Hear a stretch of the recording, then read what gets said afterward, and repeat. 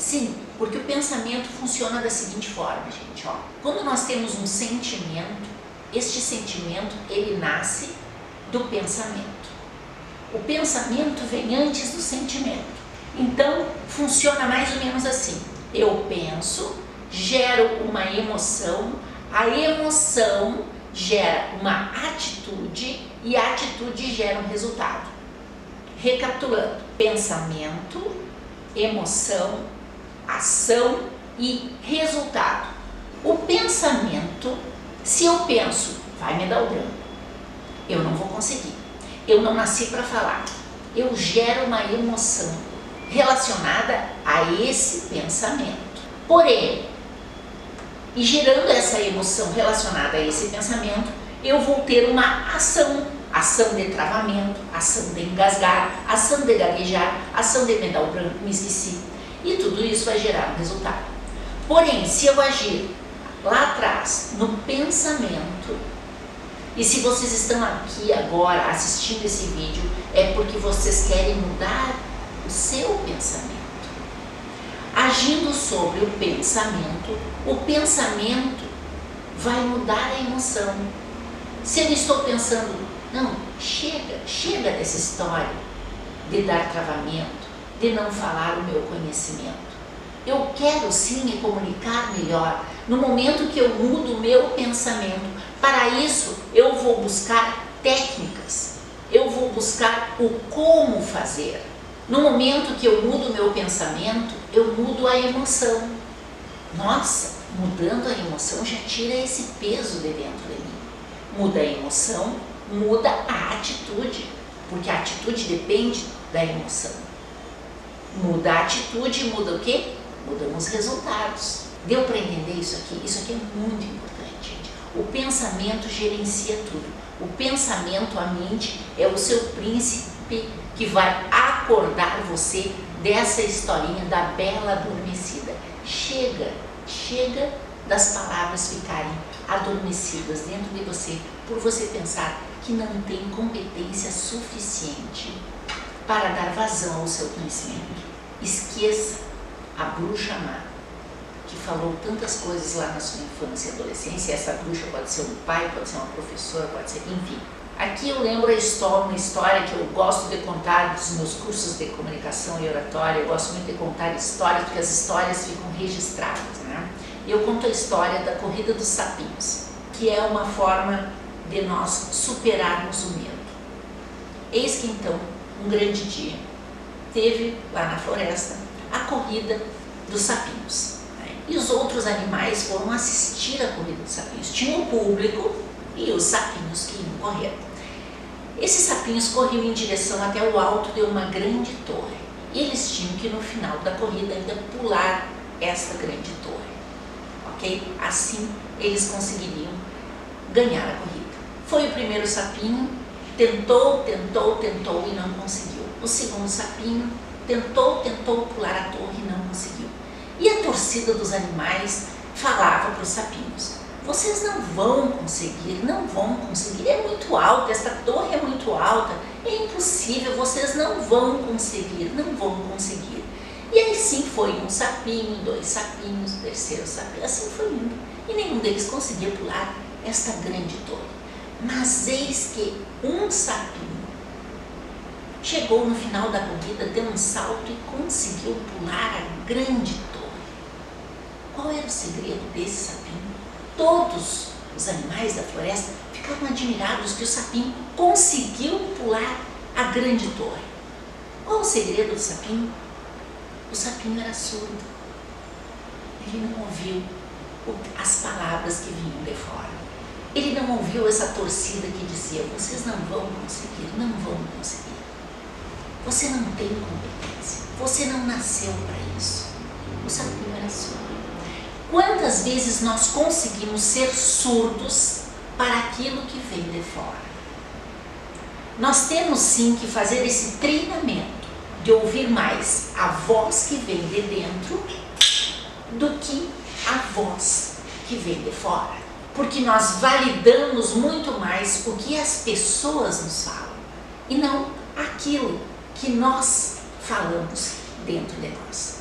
Nós temos que deixar esta voz de dentro falar mais alto e dizer aquilo que verdadeiramente eu sou. Qual é a minha essência? E agora eu conto para vocês a minha experiência, porque eu, Carla, fonoaudióloga, especialista e mestre em comunicação, com 30 anos de experiência profissional. Quem me olha trabalhando nos cursos presenciais e online pode dizer assim, não, essa aí nasceu com talento, pronta para falar, sem medo. Mas eu conto para vocês então a minha experiência. Eu era uma criança muito alegre e comunicativa, e quando eu entrei na escola, eu achei aquilo tudo muito interessante. E eis que no meu primeiro ano de escola, na minha alfabetização, um pouquinho mais para frente, eu gostava muito de conversar com os meus colegas. Eu achava aquilo muito interessante, eu sempre achei a comunicação um universo muito interessante do ser humano. Eu era um pouco mais rápida que os meus colegas e eis que eu terminava as tarefas antes dos outros. Terminando as tarefas, eu começava a fazer aquilo que eu mais gostava, que era bater papo. E eis que esse bate-papo incomodava a professora, porque eu atrapalhava os colegas. Só que eu não me dava conta, porque eu era uma criança, não me dava conta que eu estava atrapalhando o curso da aula. A professora, então, me colocava de frente para a parede a escrever em um caderno 100 vezes a frase "não devo falar". E eu passei muitas vezes por esse castigo, de escrever 100 vezes em um caderno a frase "não devo falar". Se eu tivesse dado ouvidos à professora, eu não estaria aqui hoje conversando com vocês. Eu não teria estudado tudo aquilo que eu estudei sobre comunicação, um assunto que eu tanto amo. Por quê? Porque eu teria deixado com que a voz de fora falasse mais alto que a voz de dentro. E fazendo assim, gente, o que acontece quando a gente deixa a voz de fora falar mais alto que a voz de dentro? Nós abafamos o talento que nós temos dentro de nós. Muita gente, e talvez você que esteja me assistindo, abafou o seu talento até agora. E o convite que eu tenho para você é, não abafe seu talento, deixe ele vir à tona. Deixe ele vir à tona, não dando ouvidos à voz que vem de fora. A voz que vem lá da sua infância, da sua adolescência, aquilo que você escutou que às vezes é consciente, às vezes não é. Deixe essa voz que vem de dentro dar vazão e sustento ao seu talento, à sua essência. E depois eu consegui aos poucos superar, porque para mim foi um trauma isso sim, superar e conseguir voltar a ser uma pessoa comunicativa, porque isso para mim não foi uma tarefa fácil, porém eu consegui sobreviver a esse castigo que levei lá no início da minha vida escolar. E eu acredito que talvez muitas pessoas que estejam aqui me assistindo saibam o que é levar castigo na vida escolar, e isso tem registros que perduram na nossa vida adulta e que impedem depois pessoas com grande conhecimento, com um grande talento. Que, se você quer dominar o medo, foque no assunto que você tem a dizer e não o medo. Se você não alimentar o medo, o que vai acontecer? Ele vai morrer de fome.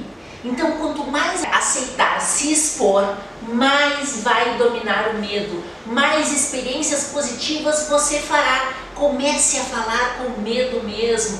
Quantas coisas você fez com medo, começou fazendo com medo e depois o medo cansou, foi embora e você fez o maior sucesso naquilo, né, que você tinha que fazer. Lembre das outras coisas, né, que você superou. Você vai superar também essa questão da fala. Não tenha dúvida disso.